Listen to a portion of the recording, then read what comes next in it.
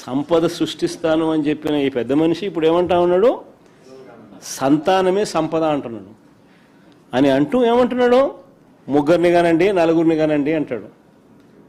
ఇంకా మోటివేట్ చేస్తూ ఇంకా ఏమంటాడు? మీరు ముగ్గురిని కంటే నేను 30,000 ఇస్తానంటాడు. నలుగురిని కంటే ఇంకా 30,000 అంటాడు. 40,000 ఇస్తానంటున్నాడు. ప్రజలంతా మొత్తుకుంటా ఉన్నారు. అయ్యా 30,000 కథ, 40,000 కథ దేవుడు ఎరుగు, 3వ సంతానం 4వ సంతానం కథ దేవుడు ఎరుగు. నువ్వు సూపర్ 6 సూపర్ 7లో ఇచ్చిన హామీలు ఏమైనా స్వామి? ఇంతవరకు వాటి పరిస్థితి దిక్కు తెలియడం లేదు మాకు. ఫస్ట్ వాటి గురించి ఆలోచన చేయి నువ్వు. ఆ తర్వాత నువ్వు 3వ సంతానము 4వ సంతానం గురించి నువ్వు చెప్తే ఏదో అంతో ఇంత వినేదానికి అవకాశం ఉంది అని ప్రజలు ఈరోజు మొత్తుకుంటా ఉన్నారు. ఈ పెద్ద మనిషి చంద్రబాబు నాయుడు గారు ఏదైతే చెప్తాడో కనీసం ఆయనన్నా పాటించాలన్నా, కనీసం ఆయన కొడుకైనా పాటించాలన్నా. ఆయన కొడుకు ఒకడే, ఆయనకు ఒకడే, కానీ బీదోళ్ళకు మాత్రం 4 కావాలా.